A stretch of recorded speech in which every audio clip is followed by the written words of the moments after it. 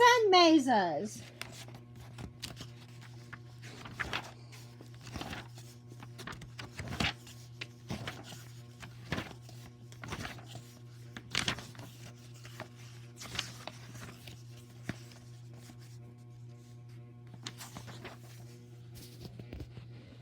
Seen by arroyos and canyons studded with the huge forms of mesas, buttes, and towering pinnacles, the desolate but magnificent region described in this volume, shaded in the map above, occupies approximately 32,000 square miles at the center of the Colorado Plateau. Its deserts and mountains are drained by the Colorado River and its tributaries. Though broken here and there by extensive forests of pine and juniper, the canyon lands are comparatively bare of vegetation. The tops of mesas and plateaus are as much as a mile above sea level, where they receive only an average 10-inch rainfall, where they are exposed to seasonal extremes of heat and cold.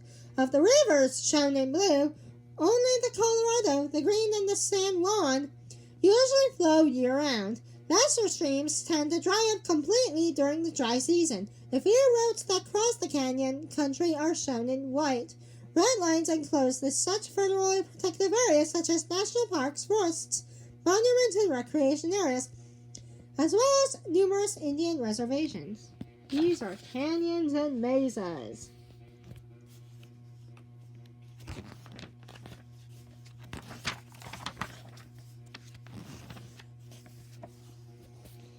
The torrent-scored face of the Colorado's canyon rises from the riverbank, providing a massive tableau of the land's history. Weathering and erosion carve the arches and bays that stand out against the cliffside, while the river itself created the horizontal terraces and cutting downward to successive bed levels over the edges.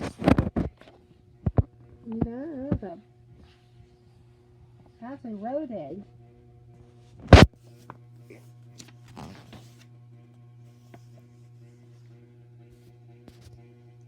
Rattling through the barren majesty of Monument Valley, a stagecoach travels with cavalry director and John Ford's classic Stagecoach left, the first movie made in the canyon country. Ford's lead was quickly followed by other directors who took full advantages of buttes and mesas as backdrops for scores of Western epics. Then director George Stevens used the area to recreate biblical Palestine for the greatest story ever told, and sent actors trudging over a makeshift bridge dressed up as ancient Israelites. This is Stagecoach from 1939, and this is the greatest story ever told from 1965.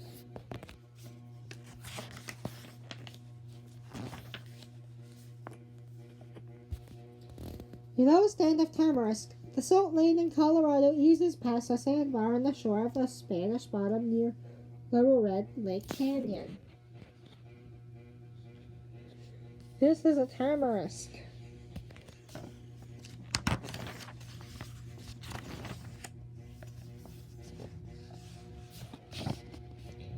Three hardy plant species survive in their desert niches beneath a butte near Dead Horse Point, Utah.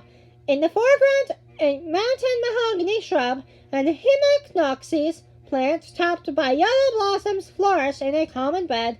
At left, a squaw bush, sometimes called a skunk bush, because of the foul odor of its leaves, grows on a rocky patch of ground. All three share the meager runoff of water from snow and rain that fall on the butte. You there?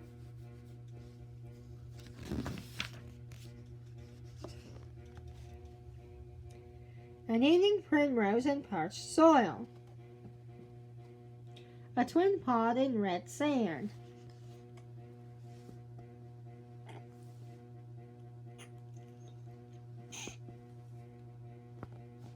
Carmen yucca plants raise stalks festooned with blossoms that contrast with a mesa top sturdy pinyon pine and sprawled up dead juniper. See that?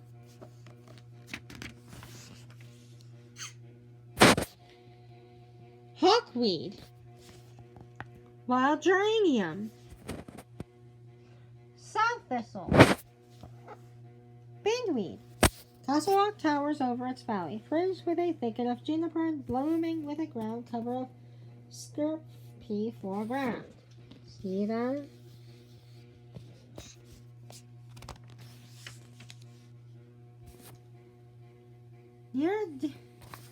Near that Fremont poplar left, blackened skeletons of burned over tamarisks mingle with new growth thrusting from unburned roots. Fleabane, pennycress,